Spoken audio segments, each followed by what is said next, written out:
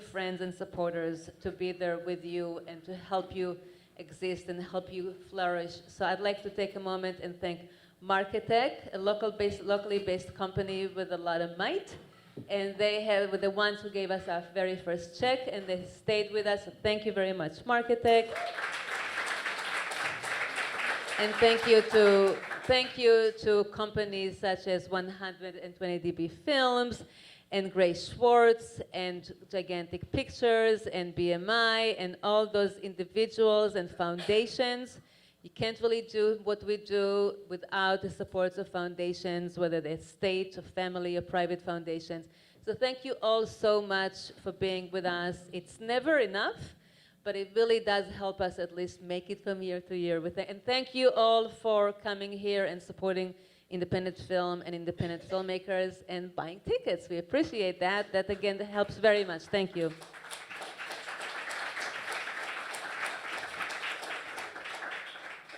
So the panels are among my favorite things at the festival. We are so fortunate to be able to bring here to the Hudson Valley some of today's most accomplished, exciting, promising, and provocatives, and really game changers in the film industry, whether they're producers or directors or screenwriters or actors.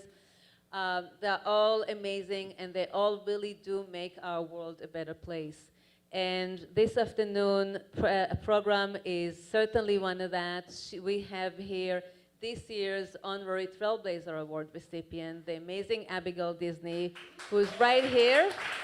And she's going to join us on stage with producer Julie Goldman, who, for those of you who have seen the screening of the Apollo on Tuesday, it's her film. If you have seen the Roy Cohn film earlier today, it's her film.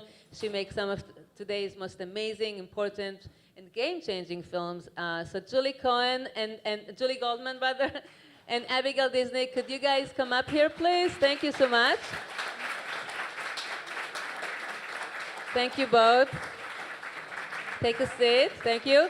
And just before I leave, please put your cell phones on silence, but you're welcome to take photos, but just make it no noise. Thank you so very much, all of you. Thank you, Mira. Wow, I like this setup. Hi, everyone. Thanks for coming in on this gorgeous day in Woodstock.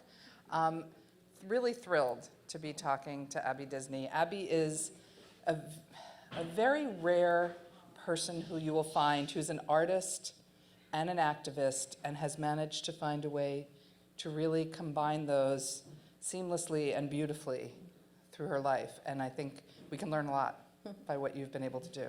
So I'm not going to do a bio and an intro because we're going to kind of go through it as we talk. But I will say I did notice something that your sister had said about you once. And it's, I guess, from an Irish saying, she is herself entirely. And I kind of love that. When the Irish say it, it's not entirely a compliment. But I take it as a total positive. So I think it would be great to just talk about, how your activism started. Okay, we can do that. You grew up in a fairly traditional I home. grew up in the most heteronormative, communist-hating, Irish Catholic, conservative household you can possibly grow up in. I brought home every stray dog in the neighborhood, every stray cat. I was just, my mother called me a bleeding heart before I even had politics. So that was kind of the way I operated. And I kept trying to figure out, like, Mom, but you take me to see this crucifix every Sunday, and the heart is on Jesus that's bleeding, so why is that a bad thing? I'm trying to figure out. Doesn't that mean he's... Anyway. Does she have an answer to that? No, she never had an answer for him. She'd be saying, stop being so literal, Abby. So anyway, I think I always had kind of a need, even a compulsion kind of to pay attention to what's happening outside of my family. And so I didn't have much of a sensibility about politics at all until I got to college. And then when I got to college, everybody was political. Everybody was super cool, and I wore a Sandinista t-shirt for about a year. I had no idea what a Sandinista was. I swear to God.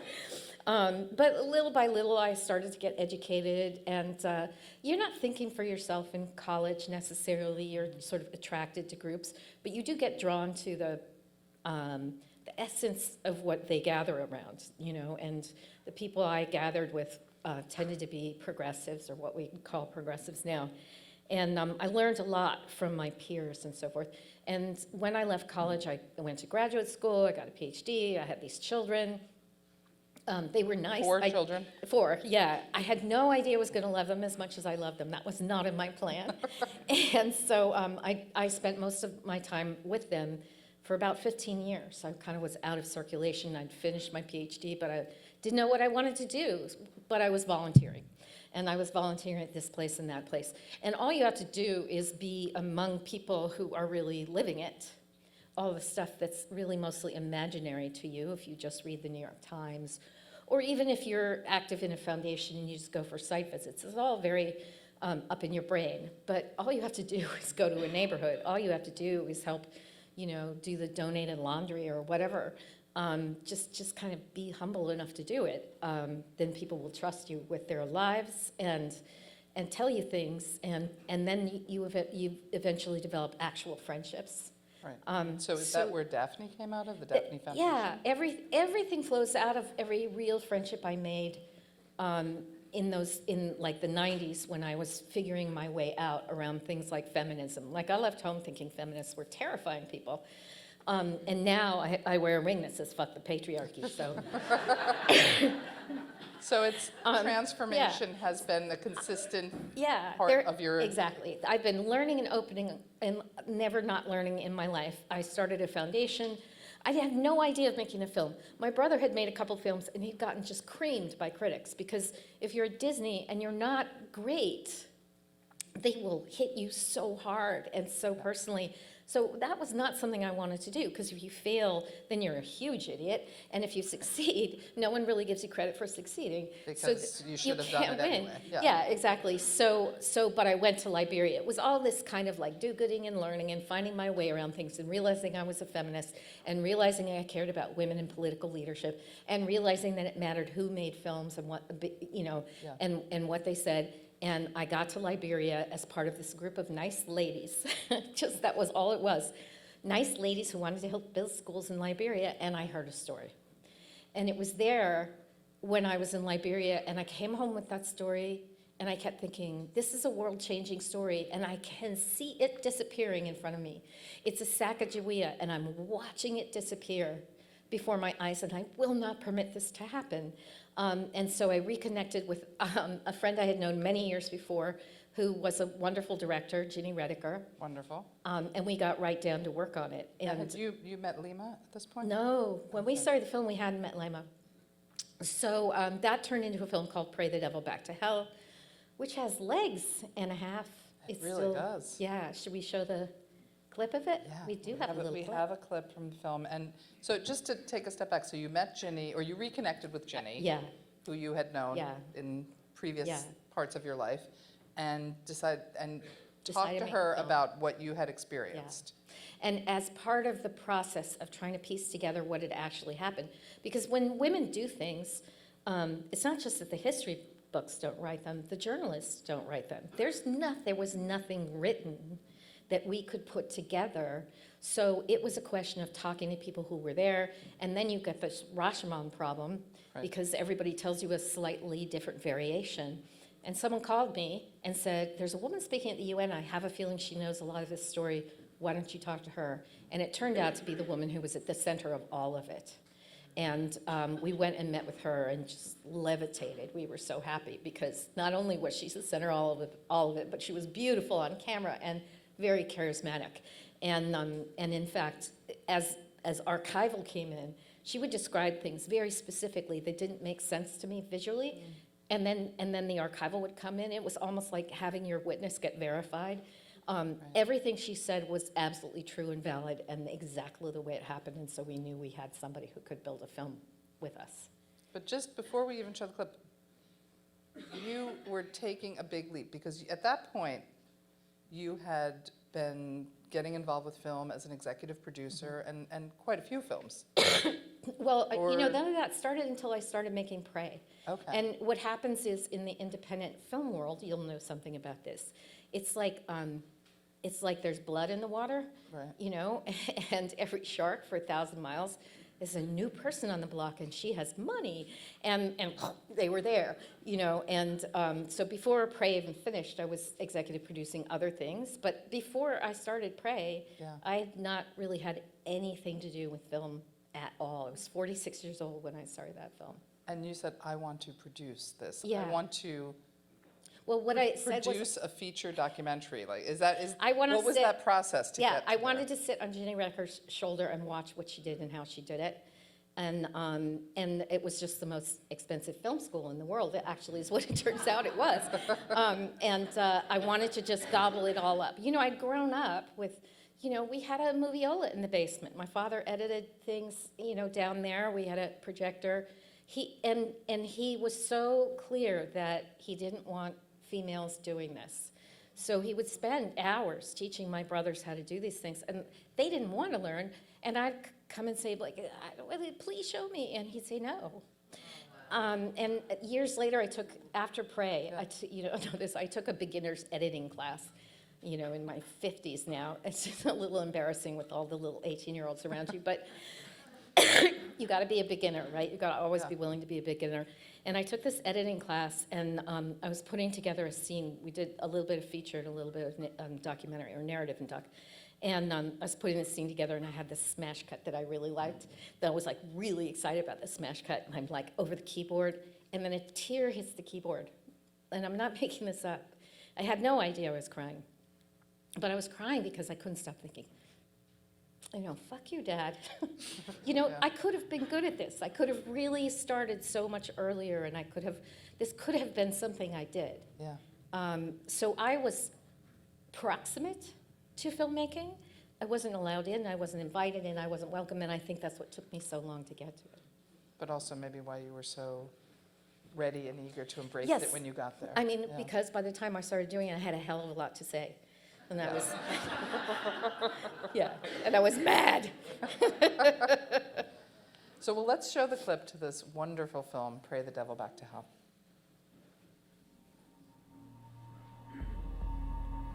Money, greed, ethnicity.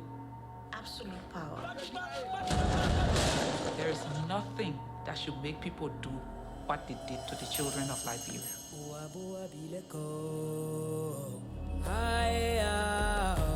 The warlords gave these boys guns and sent them off. They just do anything because they had guns. You go to bed saying, God, please, what do we do? I had a dream, and it was like a crazy dream. We decided to protest. We wore the white, saying to people we were out for peace. Thousands of women, Muslim and Christian, were coming together.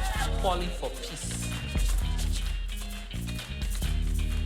These women had seen the worst, but they still had that vibrance for life. And we said, well, if I should get killed, just remember me that I was fighting for peace.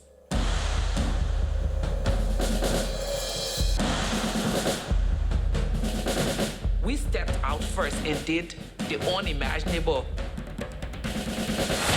To send out a signal to the world that we, the Liberian women, we are tired of the killing of our people. We can do it again if we want to.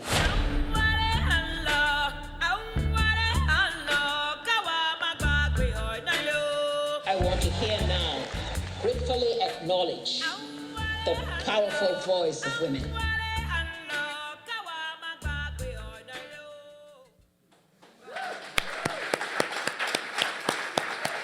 Makes me want to see Available it on again. Amazon and iTunes, and go pick yourself up a copy. Yes, iTunes. And I remember being at Tribeca when you showed the film, and Dr. Ellen Sirleaf shows Yeah. up to do the Yeah. Q&A. What was that like? That was to pretty finish it and amazing. have that kind of Oh my God, it was amazing. I didn't expect, we actually, as we were sending out cuts along the way, we didn't really find the film until really late in the edit. And so they were really inferior cuts. But we got turned down, nobody knows this, but we got turned down from every festival in the circuit. Wow. Every festival in the circuit. And You're when, in good company, Yes. many of us. And so when Tribeca called, first of all, I was on the edge of saying, well, that was a nice try, go find something else to do with your life. I was really heartbroken, and then Tribeca called, and so I was like, great. And then when we started to play at Tribeca, I was coming down the aisle to do a Q&A at the very end, and there were two armed guards, the guards that stand watch, that are just off-duty policemen that Tribeca employs, and they were crying. Oh, that's great. And I thought, well, that's interesting. So we won Best Doc at Tribeca, and Whoopi Goldberg gave me this big hug and said, first vote unanimous, never happened. Yeah, and so I just thought, well, this is interesting. Then people started coming to me and saying, that woman should win the Nobel Peace Prize, and after about a year of she and I did lots of Q&As together. We got incredibly close. She stayed with my family whenever she came to New York. She has 8 children, I have 4 children. We all just turned into one big, giant, loving family of my kids love her kids and so forth, and we travel together and things.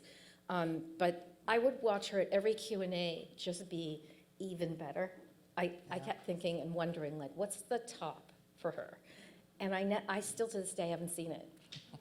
Just last week she addressed the General Assembly. She's been asked to address the Security Council repeatedly. She gets called by governments of Libya and South Sudan and places that are at war saying, please come, help me figure this out. So she's actively working around the world, Sri Lanka, all kinds of places. So in 2009, a friend of mine who could have been here, but his dad was visiting, said, well, this is how it's done. I didn't know that there was a way you could do this. And a friend of a friend knew Desmond Tutu. Desmond Tutu nominated her. Only a former winner or somebody who teaches peace can nominate her. We nominated her 3 years in a row, and I started a little campaign where a couple times a year I'd go screen the film in Oslo and invite pivotal people who start, because it's a tiny little town and you can start a conversation there pretty easily. Ultimately, I got a meeting with Geir Lundestad, who was the lead researcher. You're not supposed to meet with him. He said, I'll give you 15 minutes, and he spent 90 minutes together, and he had never heard of her.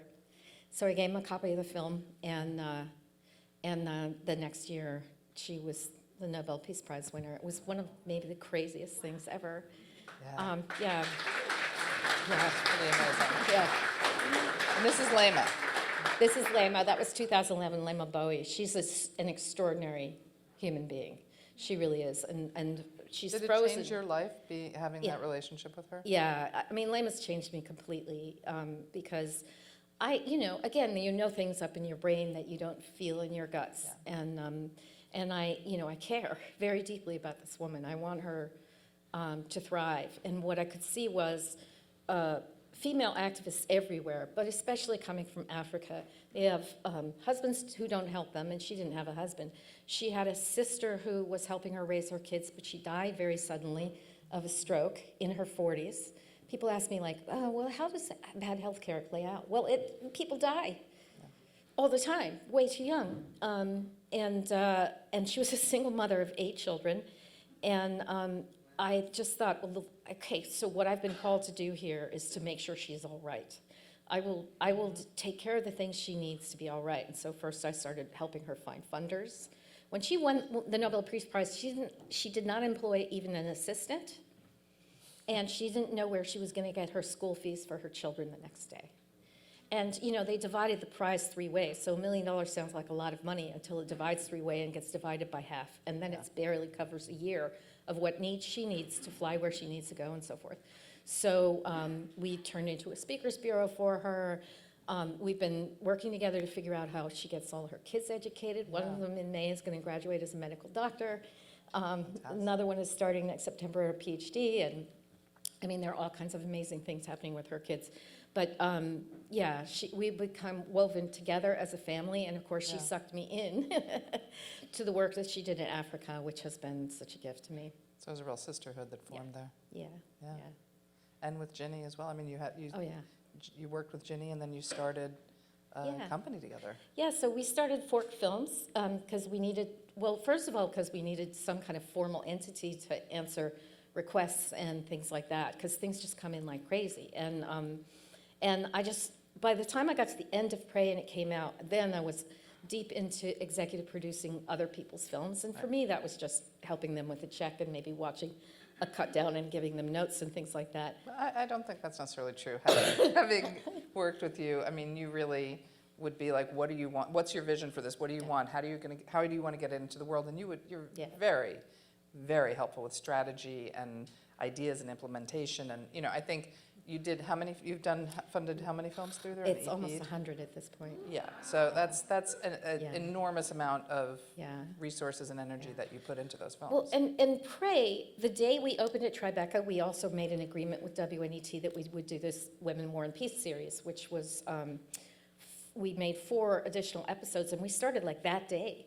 And simultaneously, over the next 3 years, we made 4 films about women in war around the world, because Prey makes the point, it's almost like a primer on it, but you need to understand that this is a universal phenomenon. Women step up. They do it all the time. They just don't do it in a way that anybody recognizes as leadership. And, you know, when you And think... they don't get covered. They never there's no get coverage covered. of what So they're we doing. wanted to memorialize all the different ways in which they're not just at the center of it, but really actually leading the way. So we did one in Afghanistan and one in Bosnia and one in Colombia and then an overview one. We went on the air with a budget on PBS of 0 for P&A, and we had 13 million unique viewers on the 5 parts of Women, War, and Peace. I'm very proud of that number because we did that in my office. You got the word out, Yeah. you started to Yeah. engage with I mean, 15 years of organizations, right? working in feminist organizations, and I had at one point or another spoken to almost every women's foundation in the country. There are a lot of them. Everybody kind of knew who I was in that world, and women talk. You want to start a word of mouth campaign? We have mouths on us. And so it was amazing. They really all came together around us. And by that time, Ginny and I were joined at the hip. Right. And we found a really smooth working relationship. She taught me so much. I'll never get out of her debt. And You're working on that series as a producer as well. You're a creative producer Right. on the film and the Right. series. Right, exactly. So you're kind of exactly. across Yeah. all the creative aspects Exactly. and the development and the So we scripts. had 4 edits Yeah. open simultaneously, and Ginny and I would be sending each other texts, and I'm going to be 20 minutes in Bosnia. Do you need me over there in Colombia? And you just come out of the store and walk next door, and you were in Colombia. It was kind of surreal, Yeah. but we really built something that was really useful to people, especially in the United Nations, too. I mean, that field has grown in many ways because of the films we made, and it's a really thriving area right now. I've shown this at the Pentagon, I've shown this at West Point, I've shown this to the Naval War College. I had a woman, a rear admiral in the Navy, come up to me crying. She was a woman, 38 years in the Navy, and she handed me a medal. And she said, "Don't ever stop saying what you're saying." So it was pretty, I mean, I learned a lot. I learned to stop judging people in uniform, first of all. So much has happened since then in terms of like figuring out what peace means and what we need to do to build peace. I remember after Prey premiered and you brought together a brain trust, and I observed this, and of people that had expertise in how to get films into the world. And you were questioning and you were on people and you were challenging people, and it was really interesting to see how you were going to kind of get the best of everyone who was there, bring it together, and make something happen that was pretty unprecedented. Thank you. It's the good thing about coming to something later in your life is you don't feel obligated to do it the way everybody does it. And I was just going to walk my own path because I could see all the ways in which we were failing as producers to get films seen by other than the regular audience. And it was really important to me to get it seen. Our distributor didn't want to go to Atlanta Nobody goes to Atlanta, right? You got your pointy-headed documentary places, right? And I was like, no, we're going to Atlanta because this film appeals incredibly to evangelicals. And so I said, you give me Atlanta, you take everything else. And we outgrossed Quantum of Solace for a week at the Midtown Multiplex. And to this day, when I made my last film, the head of the NRA gave me a personal tour of the NRA headquarters because his wife was a huge Pray the Devil Back to Hell fan. It was huge currency, almost more than my name, although they're tied, to getting into evangelical spaces because they love that film so much. So speaking of evangelical spaces, what was it, again, that made you say, okay, I'm going to step out of what I'm doing here and I want to direct a film? I mean, you're already working creatively across filmmaking. You've had this kind of mixed message at best in your life from, about you being a filmmaker and a director, and you've seen your brother get kind of crucified for that. But so what was it that drove you to make Longer of Life? I really believe that we should all sit with ourselves from time to time and say, what is it that we are uniquely placed to do? And this was before Trump, but polarization was something that was really worrying me. The gun argument I had been obsessed with since the first time I went to Liberia and saw the number of bullet holes. I mean, just if every bullet hole is an attempted murder, you come to an understanding suddenly about the level of hate. And that level of hate exists in any place, honestly. But the difference between being at war and not being at war is how well armed or how easily armed you are. AK-47s cost $25 in Liberia at the height of the war. So anybody, any idiots could be a warlord if they wanted to be. The difference between civilized and not is what are you doing with your young, mostly men, stupid young men who are easily led and easily talked into things. So I was obsessed with the gun issue, and as I looked at the politics, I could see that there was, this is political paralysis, right? Because it was after Sandy Hook that it really came clear to me, because my Facebook page went crazy because we had the same fact pattern. Everybody agreed as to the facts, and everybody agreed that the facts confirmed them in their mutually exclusive positions. And no matter what you want to think about how reasonable you feel like you are, and that those people are not thinking reasonably, that's not a way you solve a problem. You don't just push harder on your own position. What you need when it's just two sides going at each other with everything they have is to step around that and throw something unexpected into the mix. And I always felt that evangelicals were the wobbliest of the legs of the stool around guns because it made no sense to me. As a person who was raised in a Christian family, that, given the amount of times we read the Sermon on the Mount, the amount of times we talked about loving your enemy, the amount of times we talked about not killing. And so I thought there must be people in that world who are pro-life activists who use the language of the sacredness of every human life all the time. There must be some of them who wonder how these things hold together. And so I reached out and tried to find somebody who was big in the pro-life world. There were 4 people I talked to. The 5th one that I talked to was one of the co-founders of Operation Rescue. He was serious business. We had archival of him carrying a fetus at a protest. His name, if you Google him, Schenck versus the United States, was the lawsuit they just used to take away the safe areas around buffer zones around abortion clinics. And I went to him and I said, we could fight. We could fight. I Googled you, you've Googled me. We could just go right ahead and fight. Or we could just choose to inhabit everything but that together, just as a conversation. What if we chose... Was this face-to-face? Yes, yeah. The other I had done by phone, and I had a feeling face-to-face would be better. And he chose a chair on the farthest side of the room. We were scared of each other. It wasn't that he was a horrible person. It was we were scared of each other actively. And I said to him, if I believed what you believed, I'd probably be right next to you. So I don't think you're a horrible person. So can we just talk? And I guarantee you, if we spend some time talking to each other, we're going to find out that we're on opposite sides of this because we're more alike than different. And that's exactly how it played out, right? Because we were both people who looked at the world and said, God, something terrible is happening. I want to step into that. That's that's a kind of a person. He became one of my closest friends. What was that like? I mean, to become close with him, to to really open yourself up. Yeah. Like, Yeah. how did you separate yourself from judgment that you might be feeling about Yeah. things that he was saying? It's really hard. It's work you have to do. It's really hard work you have to do. And he was doing work too. And I was getting it in my ear from people I love about, how can you legitimize him and how can you give him the oxygen?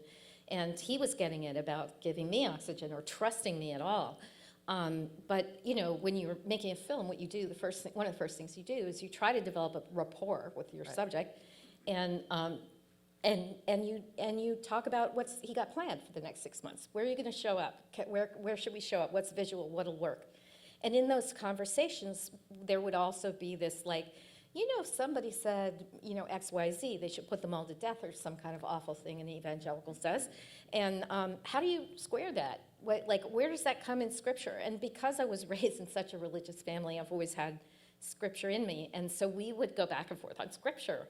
And we would just talk. And he was very surprised at what I know. What he said to me after a while was he was very surprised at how much I loved my children. Oh, wow. Yeah. And I said, oh, Rob, you really need to get out more. Yeah. But this is a part of the thing, right? They're living in a bottle. And, it's hard to penetrate those glass walls. They think they see things because the walls are glass, but they don't understand anything about the world outside of themselves. Yeah. And anything that gets in that doesn't make sense, they explain it away. And one of the things I loved Rob for was he said, no, you don't go to Scripture for confirmation. You read the Bible against yourself. You go there and you find it against yourself, and then you ask yourself, what am I doing? So he was a different kind of man. I'm ashamed that I was surprised at how smart he was. I'm ashamed that I was surprised at how well-read he was. And so... ashamed that he thought you wouldn't love your children? Yeah. Oh, he was. So over time and over the process of the film, we grew a lot of trust for each other. Here, I'm going to tell you a little story about this because it's kind of amazing. About halfway into the film, we went to shoot this prayer thing in Palm Beach. And he would like to drop my name around because it was such a big deal in his world. And so one of his friends invited me there as a guest for this fundraiser. Ann Coulter, Michelle Bachman, Rick Perry. And he came bounding in there like Tigger because he was so happy to see all his old friends. He was like, oh, there's Louis Gohmert. I love him. You want to meet Louis Gohmert? I said, I know. my bipartisan muscles are not that good. And so I sat at a table and I listened to this incredibly hateful, it was about immigration, incredibly hateful series of speeches. And they were really vile. And but fundraisers are the same, left or right. You get up at the end when it's over and everybody mills around and talks for half an hour before they leave, and I'm like, and so I just lit out for the ladies' room, and I stood in a stall. I was afraid I was going to throw up, actually. It was so horrible. And for an hour, until everybody had left. And he texted me the next day, and he said, I had never really listened to it with somebody else's ears, but your presence there made me actually hear what was being said, and I want you to know I'm out. Wow. Yeah. And so I called him, and I said, what do you mean you're out? He said, I can't work with those people anymore. I can't do that anymore. I said, well, yeah. Well, it goes further than this. It goes further than this. I said, Rob, that's an incredible risk for you. He said, I know. And he would go right to the edge of a risk and then kind of back. He was kind of a chicken.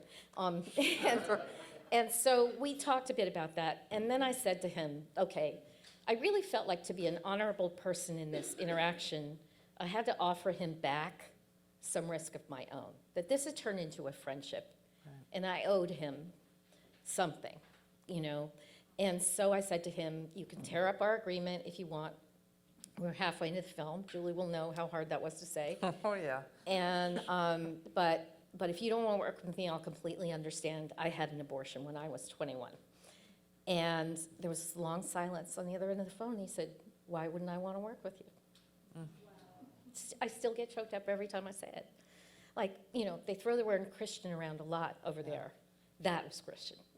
That is what they're thinking of when they say that word. So over time, we kept working together. Now we're doing Q&As, right? And the Q&A deal is And in you the introduce- film, he also kind of he goes through changes. this journey. He's willing and to it's- learn on camera, which is the most frightening thing a person can do. So we're waiting after, as the film has started, we always had 80 minutes for the film to play, and we would just chat. And, that's how we got close, was all these Q&As. And he said to me this night, I wonder if you would trust me with the story of your abortion. And so by now we had a deep friendship, a really deep friendship, and of course I trusted him. So I told him the story of my abortion, which I had not before that night thought of as a story. And I trusted him with things that I wouldn't have told to him if I weren't his friend. I mean, conservative talking points, like that it was traumatic for me, that I had PTSD in the months after it. I said, look, I killed something. It's not like there wasn't a death. Is it the same as a human being? No. So I'm not going to tell you that I'm afraid I killed a person, but I will tell you I killed something and I paid a guy to kill it. And that was what was traumatic about it. So I really shared it with him. Was he just listening? He was just listening. And I it's talking about all the gun stuff, I said, well, think of it this way, that baby was coming from my life and I was standing my ground. I understood fully what I was doing, but I had to do what I had to do. So we didn't see each other for a couple, because we got called into the Q&A, and then I got sick, and I didn't see him for a couple months. So it was and I didn't want this to be a conversation over the phone, so it was a long time before we saw each other again. And I was like, God, what do you think? He said, I had been thinking about this, going around and around in my head, and I can't imagine I would have done it any differently than you. Yeah, and that was... And you realize his previous life, I mean, I don't know if you even founded said- Operation yeah. Rescue with Randall Terry, he and his brother. So I said, well, wow, that kind of changes everything. And he said, yeah, thanks for that. So he's been slowly coming out lately. And in August, he did an interview, and you can find it on Amanpour, where he talks about changing his mind on this issue. Wow. Yeah, and why. And one of the things he said about that was friendship. It was friendship. And honestly, we didn't get anywhere as friends until the day I stopped trying to change his mind. There was a certain point at which I thought, how arrogant, really, that I'm in charge of his mind. I'm not in charge of anybody's mind but my own. I'll be myself, and I will inhabit the person that I think people should be. And then, then we'll be friends. And the rest of it is in somebody else's hands. And he stopped trying to change my mind. And that was when a friendship formed, and that's when the communication started, and that's when things really began to change. So he has been, excommunicated from his world, and he's trying to saying, rebuild. I no longer think Yeah. Roe versus Wade should be overturned. I Yeah. mean, that is literally the other Yeah. side of that world. Yeah.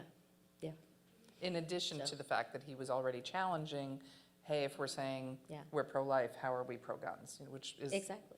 a big So, part of so the I film. got one. Yeah.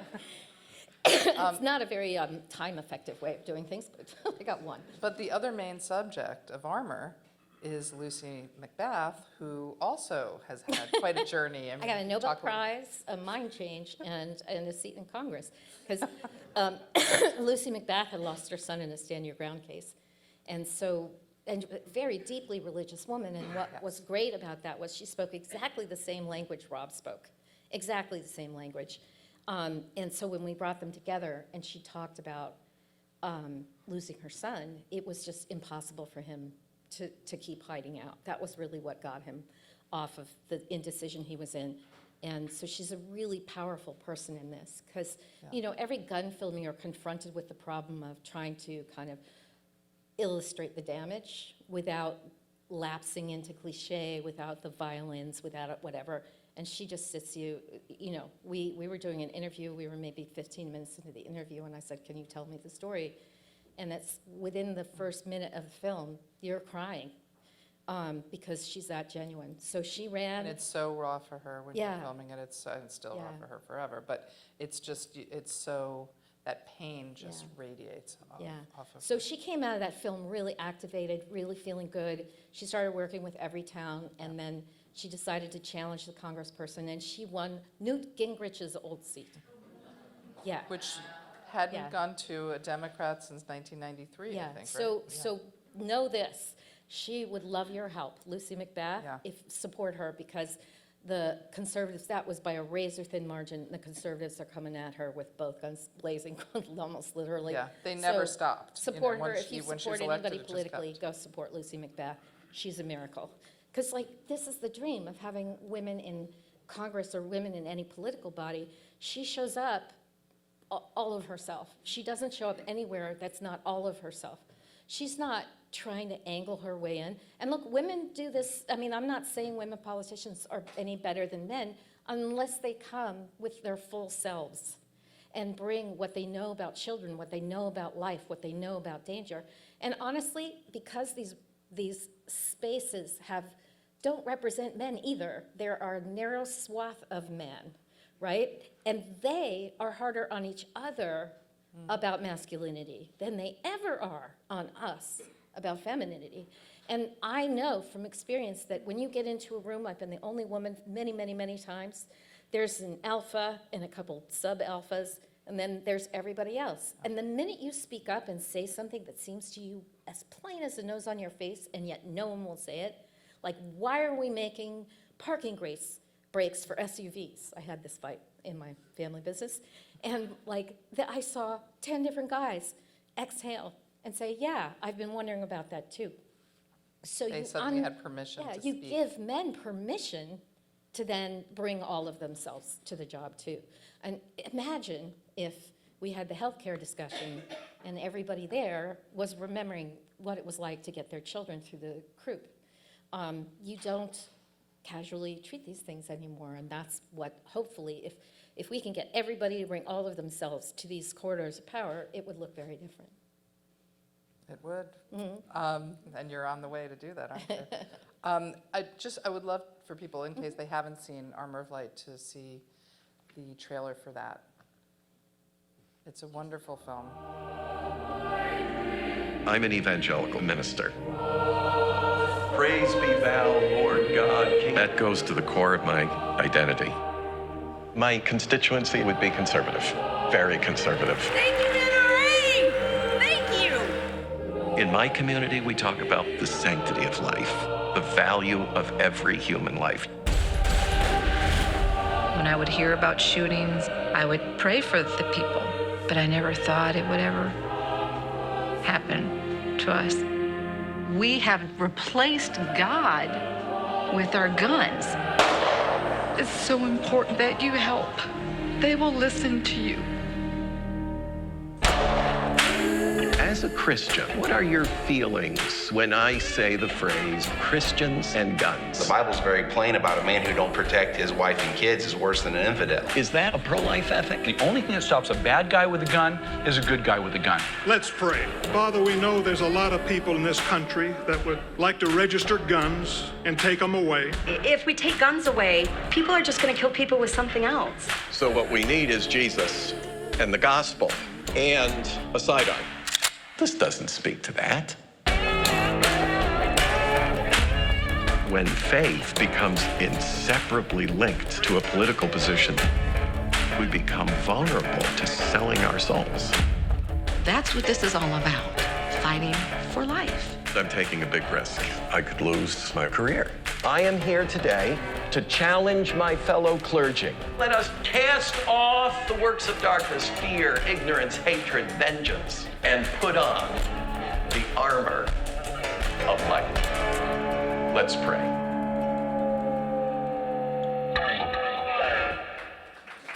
Where can this film be seen? So, like, get your copies on Amazon and iTunes, just the way everything else. It just came off of Netflix, because Netflix didn't know how to fit it into the algorithm. They had no idea. Yeah, But, well, yeah. algorithm is a whole other discussion. Yeah. I will say that an utter delight was seeing you collect an Emmy for that film. That was a good night, I have to say. You know, all that thing about Disney and whether, whether Yeah. people were assuming I was just sliding in on my name or whatever, I've carried that. I call it the Mickey on my back. This name has no end of funny things you can say. So I really have carried that all of my life. It's one of the reasons I got a PhD, because I kept trying to do the thing that you could prove was yours and you did it and you hadn't bought your way into it. Yeah. And I swear to God, when they said my name, it was like, poof. You know, this thing from all my life just gone. Because it was a secret ballot. Nobody was kissing my ass. And it's like, it was amazing. You know, it was such a good feeling. It's given me so much confidence. Yeah. And how did your family react to that? So by then, my father and my mother had passed, which was actually part of the reasons I felt free to go back and look at my conservative roots. We weren't evangelical, but we were religious and certainly pro-life. My mother was, if you took Phyllis Schlafly and Rush Limbaugh and had them have a baby together. She was worse than my father's side. And my Uncle Walt called Joe McCarthy and said, "May I please testify?" He's called Joe McCarthy and said, and you can find him on YouTube. He names names and then he spells them. Oh. I'm not making this up. So that's the kind of family I came from. And so it was hard for me to be sort of really out there in my life, and since they passed, I was able to do it. But when Prey came out, my father had made a film in the same year about yacht racing. Just you can do with that as you wish. Same budget, no doubt. $8 million he spent on it. I was like, "Dad, are you dipping your cameras in gold? What the hell?" He took a year to be able to watch my film. He just couldn't. And when he did? He left me a voicemail and never mentioned it again. So this is very painful. He just never could quite allow for it. Just couldn't. Yeah. Your siblings, though, with armor? I have an older brother who's a Donald Trump supporting maniac. He stopped speaking to me years ago when Bill Clinton was still in office, saying, "You're the sort of person who would like Hillary Clinton." I mean, this is in the 90s. He was so far ahead of his time. Prescient. But I do have a younger brother and an older sister who are really, really, really supportive of everything I'm doing, and thank God for them. Yeah, makes a difference. Yeah. And your kids, I mean, your kids are now... I have beautiful kids, 28, 27, 23, and 19. So, and it's so good to have grown-up kids who say amazing, sophisticated things and have a better political analysis than you do, who shame you all the time for how cisgendered and heteronormative you are. It's the best thing in the world. It really is. So you've you've had these huge transformations. Yeah. Throughout these last years as an artist and as an activist, and how has that converged now for you? Well, it converged by accident. I've always been kind of trying to figure out, like, how do you deploy this name? I mean, because it's not just any normal name. I can't just hand somebody my credit card and not have an interaction about it. And it's exhausting, but it's a tool. I mean, there's a reason I kept it. I got married many years ago, and I kept my name because I thought, something is being asked of me here. Yeah. And if I hide from it, I'll never really understand what the point of all this is. And so I have been talking about wealth taxes and raising taxes on the wealthy and all that kind of stuff. I've been talking about that for years. I've talked in public about inequality and things like that. You've done videos and yeah, I did a video about, for Now This that had 35 million views, which about the Trump tax cuts. So I've been very public talking about this kind of thing as a person with wealth. Like, I need you to know I'm going to be fine. Not only that, I'm going to have more money, and you are going to get screwed by this in this way and this way and this way. It just makes me so angry. So I went on CNBC in April, and the right-wing guy was spluttering and spitting and coming at me, and they kept me on a 10-minute piece, which they normally don't do, because they were enjoying it back there in the control room. And Andrew Ross Sorkin, to sort of break up this nonsense, said, "Oh, what about Bob Iger's salary?" And I had no idea I was going to ask that question. Bob Iger, who's CEO of He's the Disney. CEO of Disney. And I had no idea. He told me he had no idea that he was going to ask that question. And I said, it's insane. And Jesus Christ himself isn't worth that much money. and what the median. And if yeah. I had focus grouped that, I would not have picked a better, because it went insane. It went insane online. And so I did another panel 2 days later, and of course they asked me about that, and then Fast Company wrote a column. I mean, I'm not going to unsay that. I'm delighted that I said that. Somebody said to me, well, why do you think you said that? I was, because it's true. Like, that's enough of a reason. And Well, you compared it to the median wage of the employees. yeah, of the company. so his multiple of his median workers' pay this year is 1,442 times. So, but he doesn't even, that doesn't even begin to cover what somebody lives at $15 an hour. And many people, especially at the parks, are living on $15 an hour. And they figure if the median wage is okay, everybody's fine. But, you know, median doesn't tell you what happened at the bottom. And the bottom counts. The bottom matters. And in fact, in many ways, again, I'm going to throw the word Christian around, I'm sorry. But if you think of yourself, this is the only faith tradition I was raised in, as a Christian, then what happens at the bottom arguably matters more than anything else. So, so that went crazy, and the Washington, I did a tweet storm, that's what it was, about the Fast Company piece, where I just vented. It was like 22 tweets long, and I posted it, and I was on a train to see my son, and 2 hours later when I got off the train, I had 2 million impressions. And I thought, ooh, oops. Yeah. And so the Washington Post called me that night and said, write an op-ed. And then every single news outlet in the country, when the Washington Post piece came out, called and contacted, except ABC, which is owned by Disney. Yeah, well. And corporate media, man, that should scare you. Yeah. And Iger didn't reach out, no. I'm guessing? No, he's not thrilled with me. Apparently, like, everything goes like down to 20 below if you mention my name in any room with him. He's never liked me anyway. I've been a pain in his ass all this time. But it's just, you know, I have done everything except to go back at that company. I helped my father when he tried to dislodge Michael Eisner. And in that letter, when he started that, some of you may remember this was front page news in 2004, I think. His open letter, when he resigned from the board of directors and launched that fight, said, this is becoming a soulless conglomerate. It's not the company my father and my uncle started. And that's all I'm saying right now. Yeah. My grandfather went to that park. He knew people's names. He would bend over and pick up garbage off the sidewalk himself because he wanted people to see him do that, because he was so genuinely of the belief that no one is better than anyone else and no one is too good to pick up trash from the sidewalk.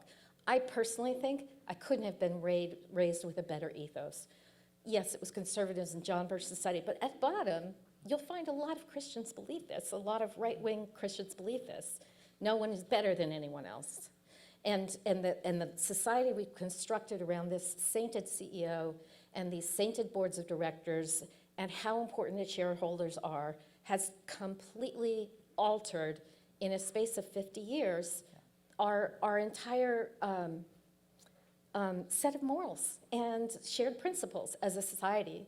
And so it just seemed important to keep talking about it. It's skewed the perspective entirely. Yeah, so I was just in Anaheim last week because and now I go to Anaheim and I stay under a pseudonym, and I actually got bed bugs from the hotel across the street from, anyway, really know that. I know, my whole legs are itching. Anyway. Oh my God. But we talked to some folks That's about. going to be a new tweet storm. It wasn't on Disney property, But anyway, I can't go on property anymore because I don't know if they'll hustle me out or whatever.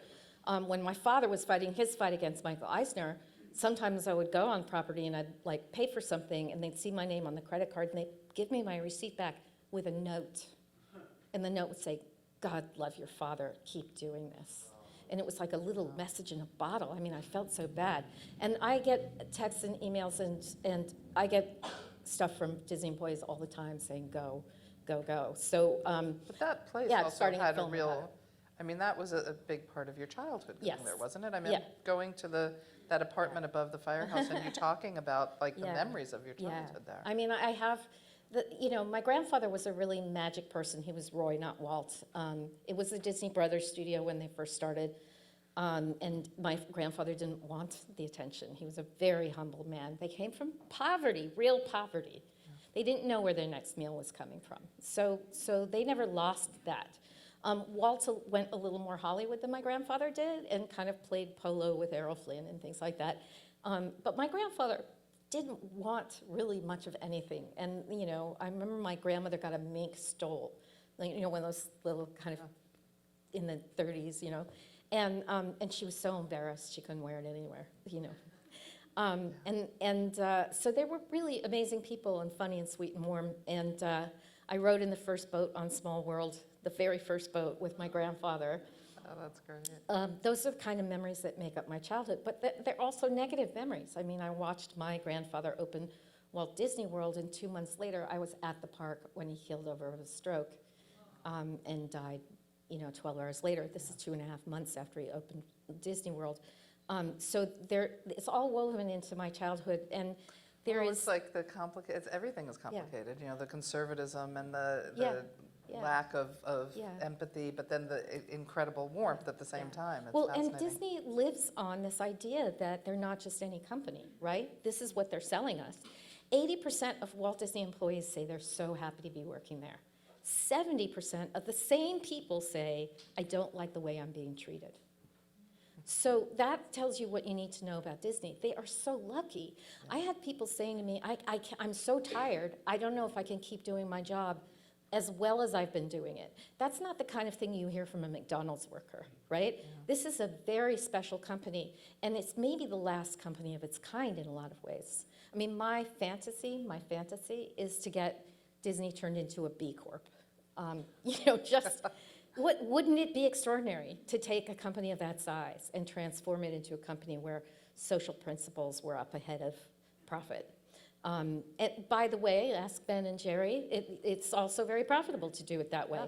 But I don't think I'm going to stop pounding on this until we see some progress at Disney, because, you know, the Trump tax cut came and they made $3.5 billion of share buybacks, and then they're telling me they can't afford to pay more to their janitors. So no, fuck you guys, no. That's just not acceptable. Yeah.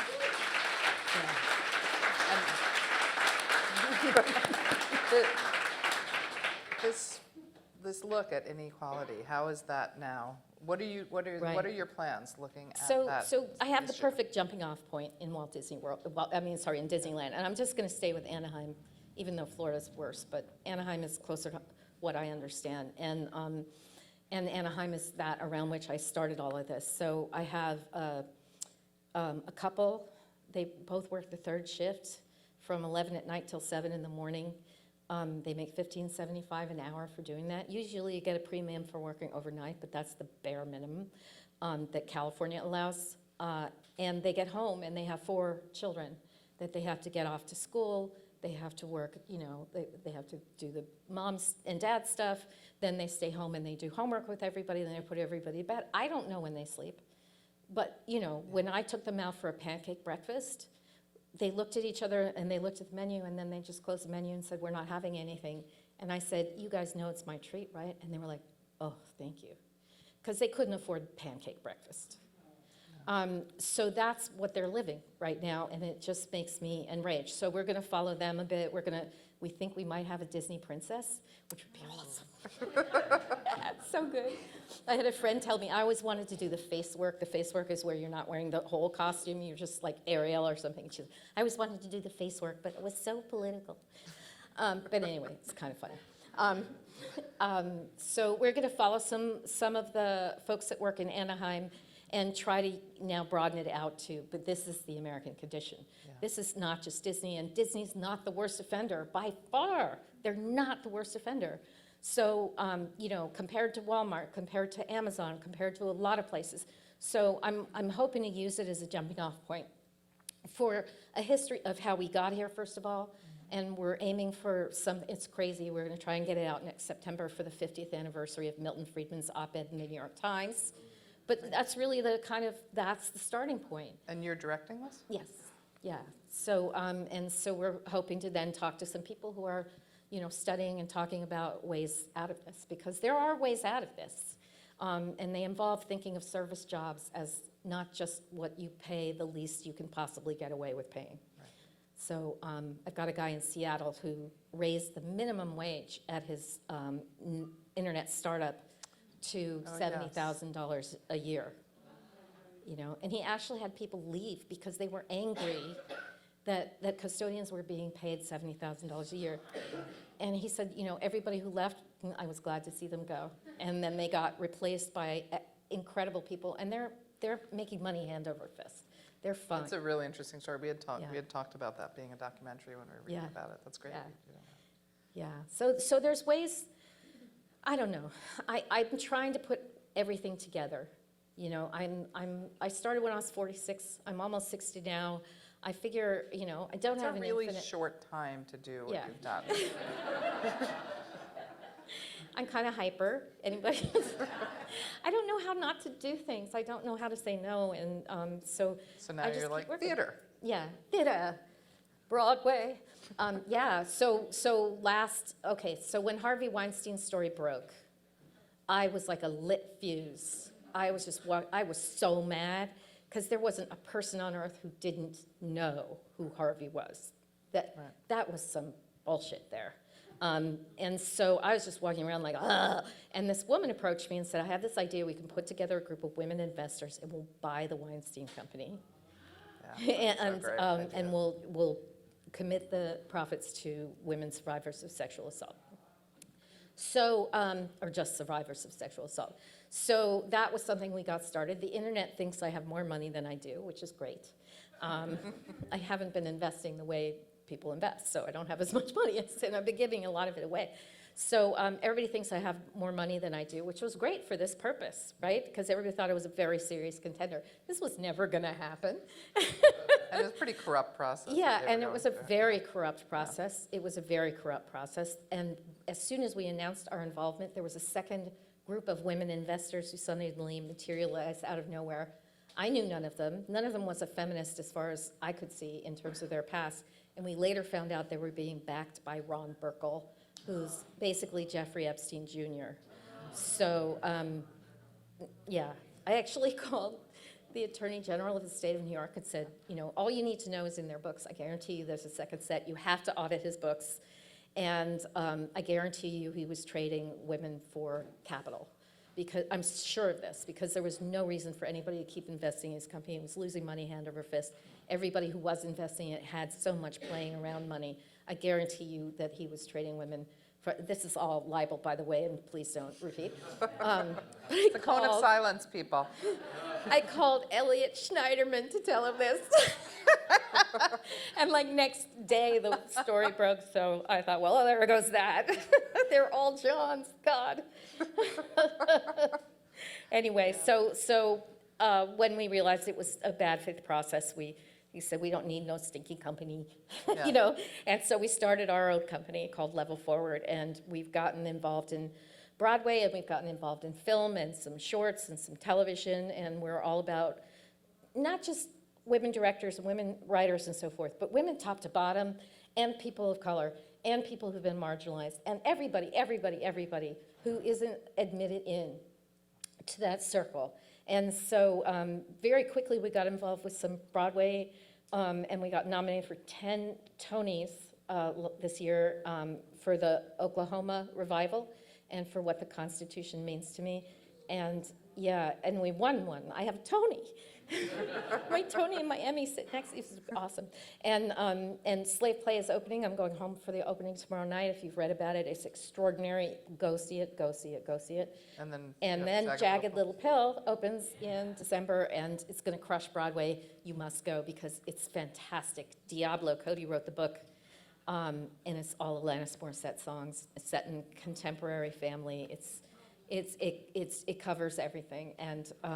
And what we're trying to do is construct a process that from top to bottom is in the spirit of what I've learned from feminism, which is you take care of people, you treat them fairly. If you're doing something about transgender people, you get transgender people in to tell you whether you're doing it right or not. And when you're doing it wrong, you change. Right. You know, and we are directing a certain amount of our profits right out of the gate, 10% to every, to all of the not-for-profits that work for us, but we involve them from the script writing stage all the way through. And as much as possible, we try to hire clients from out of these not-for-profits. So, I mean, we're populating the films differently, not just insisting on a female director, because that, you know, Catherine Bigelow, I don't think I have to say anything other than that. But that also extends to the theater, the work that you do. And everything, Okay. everything we're doing. So that's fun. It's exciting. Yeah. Now, does anybody have questions? Hope has a microphone. We've been talking for a while, so I think you have the lay of the land, the Disneyland, as it were. Hi, I'm Lynn Cherry, I'm the producer of the Young Voices for the Planet film series. I can't hear you. I'm Lynn Cherry, the producer of the Young Voices for the Planet film series, PBS. And I was wondering, you know, you're tackling all these really, really important, like the most important issues in our world today. And now with Greta Thunberg speaking out for the youth and the youth fighting so effectively for their future against climate change, I was wondering if that's on your list of films, whether you're thinking of going there. Yeah, that feels like a big gaping hole in the center of everything. You know, when I started getting more active and becoming aware of the way philanthropy did things, what I noticed, and this is like 20 years ago, was when there were gatherings, the environment rooms were all overflowing with alpha males. I mean, they weren't just overflowing, they were overflowing with Ron Burkle, people like that, Jeffrey Epstein. They were there, I met them. There was something that drew about the way the environment was being talked about then that drew a certain kind of person, and I kind of stayed away from it because I'd be over there in the room, you know, with 8 people talking about women's rights. So that's kind of just that's what I know. And so I want to stay with what I've learned and what I know, even if I feel, as the way you do, I'm sure, that this is the big emergency. But in the name of dealing with the big emergency, I don't want us to lose sight of all the other emergencies because, you know, and they are all connected. Patriarchy and the environment and racism and white supremacy, these things are all connected and they come back to binary thinking. They really do, if you like reduce it all to one thing. There are 2 kinds of people in the world, people who think there are 2 kinds of people and people who don't. But it kind of comes back to binary thinking and a fear of coming off of your understanding of the world. So I feel like I'm contributing in my weird way by contributing to breaking away from the binary. And I would imagine that Fork Films has supported films that are specifically working on this issue. Yeah, These absolutely. many issues We funded around that. a fair number of environment films too. You know, when I started applying for grants to make Women, War, and Peace, I felt a lot of compunction, and a lot of grants we didn't get because the feeling was, why would we give you money? You have money, you know. And of course, like if you go around making films with your own money, nobody really takes you very seriously, and that's appropriate. That's appropriate. I should be able to get through somebody else's rational process. Somebody else should rationally come to a conclusion about whether or not this is a worthy thing to say. So the grant process is a healthy one.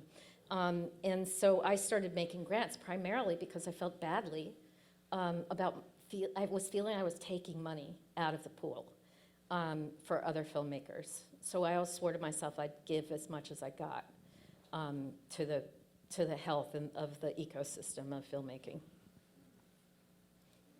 Yeah, and continue to do that. You are, while you're doing Level Forward, while you're doing the Inequality Project, you are still doing the grants through Fork Films. Yeah, and I'm writing a book about the NRA and a couple other things. Yeah. So, talking about American politics at the moment, I give a lot of thought to how do we bring the vast majority of the people in this country together who share values when we live at a time when there's so much fuel to the polarization fire. And you touched on something. You said, you know, no one's better than anyone else. And I think you said that that is something that is deeply felt and deeply believed by the Christian right. Yes. So my question is, how do we use that as a springboard or as a key to get to the point Right. where there's a political conversation around which the vast majority of Americans agree? Yeah. It's something I've been beating my head against the wall about because I decided to take this on with evangelicals, and I was kind of touring the country with the film the summer that Donald Trump happened. And so I feel like I watched how that happened in their world. The thing is that there's an enormous amount of generosity and warmth that happens inside and among itself, among evangelicals. And then they just sort of think, and because their faith system supports them in thinking in this, and because all of their information systems tell them this, that everybody outside of this little circle they've formed is to be frightened of. Who they want to, they actively believe in a devil that moves among us. Imagine how that would change your patterns of behavior if you really felt Satan was living among you and trying to trick you all the time. So right away, there's a profound difference in understanding just human beings. My experience is most people are good and want to do good in the world. That's not their experience or understanding from birth. That's what they get taught. So it's hard to know how to penetrate that. But one of the things I have found is you stop talking about politics. And we as progressives, when we go into conservative spaces and say, we want to make common cause with you, let's make, whatever, we're always there with the intent to make them believe what we believe. And we're so transparent about it, and that's why there's so little trust, right? I've always felt a little guilty that Rob came more in my direction than I went in his, because I didn't want to be guilty of that. So the first thing we have to do is stop talking to them about politics and start talking about our shared values. Conservatives and liberals or progressives believe that all politics is local. That's actually something that, when we talk about the importance of grassroots organizing and they talk about small government, there's a way in which we're talking about the same thing, just in a different ways. There is so much ground to be covered if we will just let the small, short-term politics go and talk instead about the things that we share. There's real fear of the federal government and privacy concerns among right-wing people. Very big fear. And I think progressives, part of the reason there's so much fuel is because social media is like that. Sadly, that's the way social media has panned out. But it's also only panned out that way because old people don't think critically when they receive information. That our generation was never taught to say, yeah, but why is he saying that? Or what does he have to gain by telling me this thing, or is it even true? Old people don't do that. And so young people, once we get out of their damn way, are going to be much more sophisticated about what they do with disinformation. And this is a problem that's going to be self-fixing if we don't kill ourselves first. It's going to be a race to the finish line, I have a feeling. But if we could keep the planet going long enough for young people to take it over, I think we're going to be fine. So do you feel more optimistic than you have? I feel optimistic in the way you're optimistic when you're watching the horse you put all your money on the back stretch and wondering if he has enough legs to get there. Yeah. I really do feel like I'm watching a horse race, and it's really close. And we'll, are we going to do this fast enough? Yeah. I don't know. Yeah. What do your kids think? I have 2 kids who say they'll never have children. And that's killing me, really.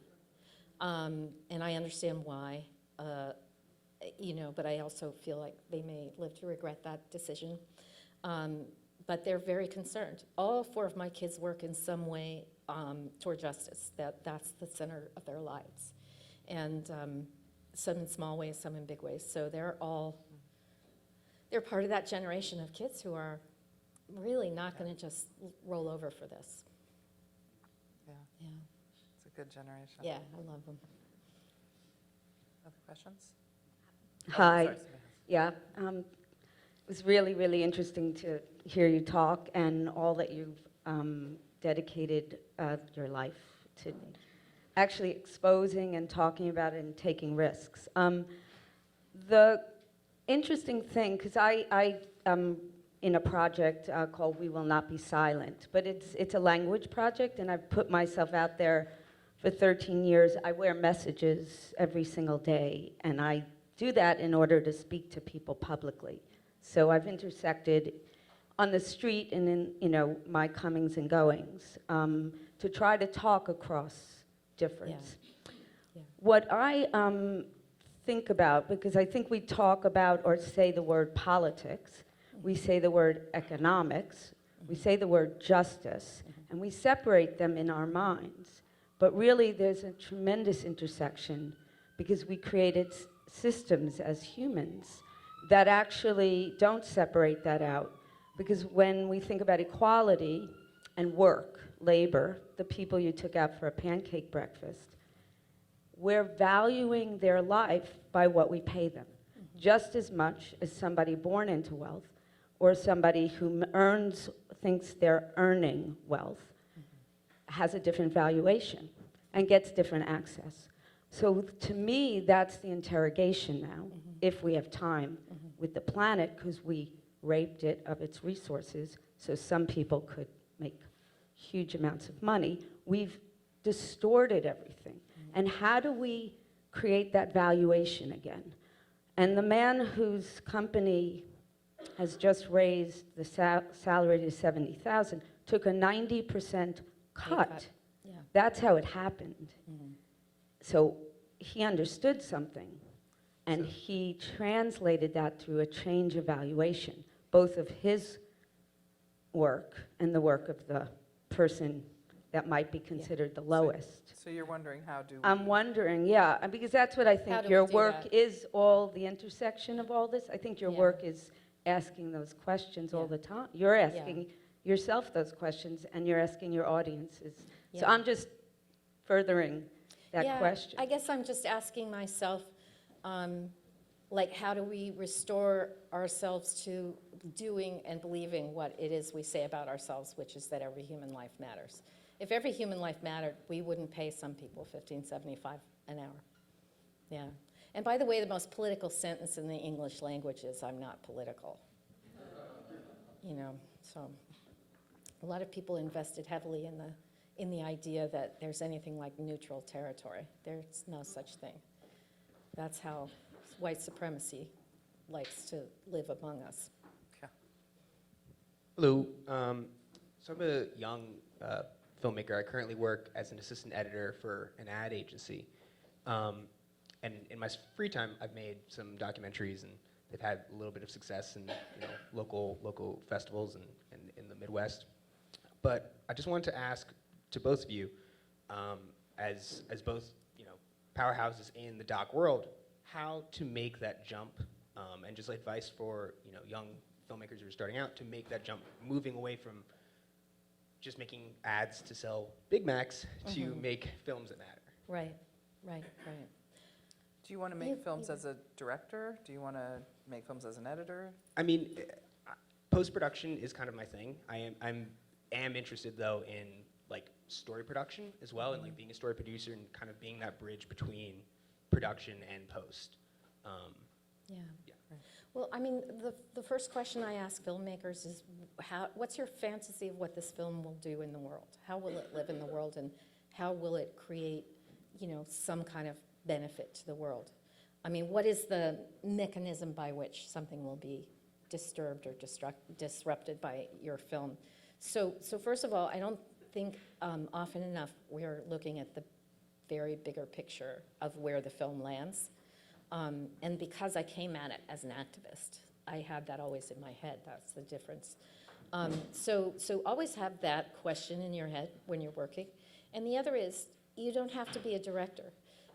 Everybody wants to be a director, I know, and I started directing and whatever. And it's the most communal thing in the world, filmmaking. That's the best thing about it, is everybody comes together. It's really no author kind of project. And if you can, we have taught young people that everybody has to be a leader, but then who's left to be following the leaders?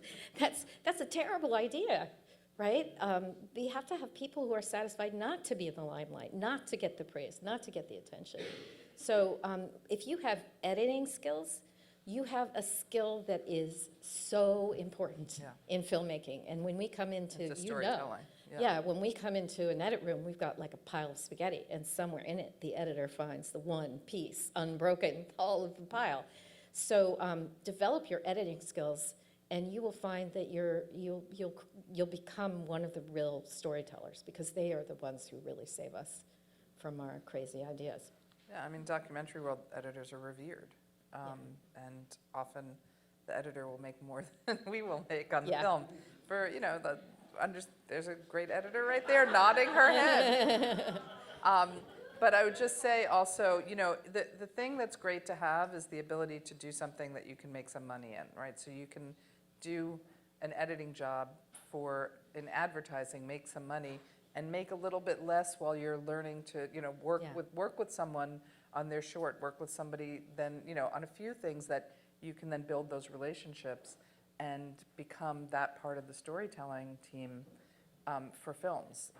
But you can still make a living while you're doing that, doing jobs. It's always good to have a job that's sustainable, especially if it's in the field that you want to do. Yeah. Yes. Oh, look, there's the Yes, Richard Levy. So I want to follow up on his question, and because I think you both started from such different points in some ways, I would be interested to know, I know you, but I don't really know how you got into film and how you made the first steps into creating the kind of documentaries. How I did? Yeah, you, Julie Goldman. Really what happened is I thought that I always wanted to do something in theater, actually. And then eventually I realized that documentaries, I wanted to work in film, and documentaries, I got a job at a company called First Run Icarus, and I sold documentaries to libraries and schools. And I started to watch them and realized that was drawing me. I mean, we did a feature up here that I produced, and I did all kinds of, I wanted to do everything, so I did everything as a producer, and then came back around and realized that that was the place that I really wanted to live, as a documentary producer specifically, and not as a director, happily. Yeah. Oh, I should add, by the way, on the environment question, I completely forgot to say, my 28-year-old daughter is a documentary producer in New Orleans who is currently making a killer film, a really good film about water in New Orleans and with the changes. And yeah, it's really, so I feel like she'll be my satellite worker. Okay, so I think we have time for like one or two more questions. Don't be shy now, people. How about that editor over there? You have a question? Yeah, sure. Hope is coming. Hope is coming. The best points that really struck me were how you approached evangelicals, because you saw that there's a problem with the message. Evangelicals should not be pro-gun, should be at least anti-violence. And the other point you make, which you don't really hear people talk about, is when everybody's going head-to-head to find a way around it. What it made me think of is Bowling for Columbine, which I love, but it feels, whenever I talk to people about it, they see it as an anti-gun movie, and it wasn't. To me, it was about something's wrong with our attitude toward guns. He really was trying to do what you said. Go around the issue and say, why do we love guns? Why is it? It's not a Canadian thing. It's not an Australian thing. But it's an American thing. I think you tried to do the same thing. I was just wondering if you could just sort of address that issue of being too subtle in your message, which I think is the problem on the left. The right can get away with saying, make America great again. And right to life.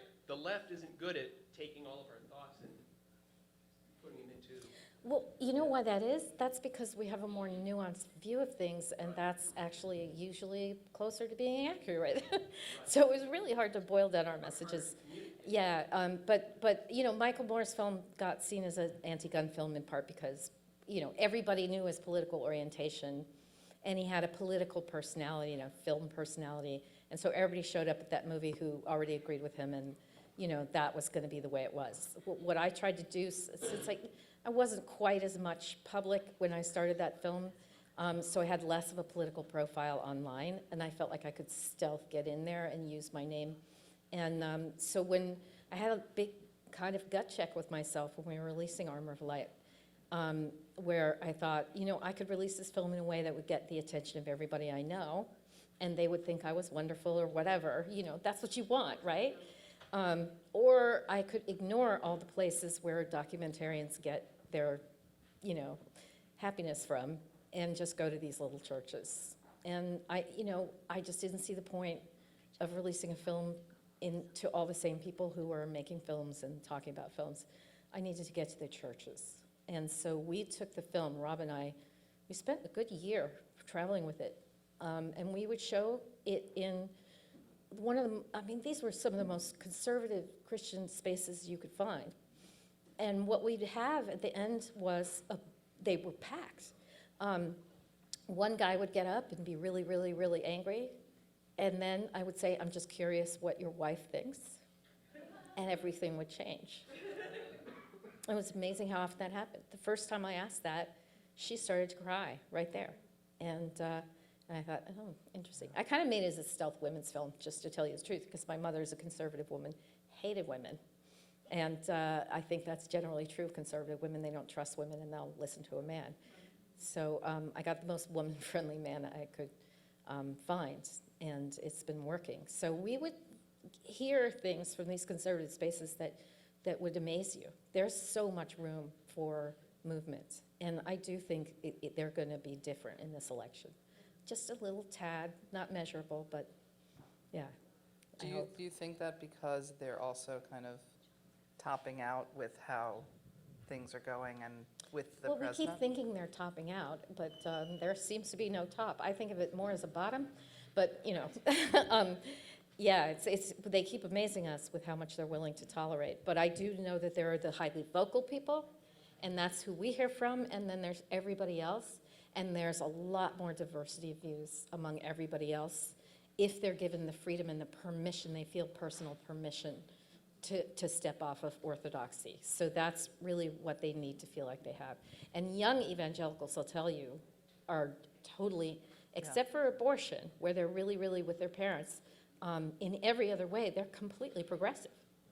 It is really fascinating. I remember with God Loves Uganda, it was like, oh, there's fundamentalist evangelicals and then there's progressive evangelicals, and that had never occurred to me, and I was ashamed at my own ignorance of it. Yeah, no, they're starting to make noise about the environment and about same-sex marriage. That has really moved them, and they're really fighting with their parents, so be hopeful. So everyone should see Armor of Light. Armor of Light, Pray the Devil Back to Hell, Slave Play, Oklahoma, and keep your eye out for inequality. Thank you. Thank you. Thank you.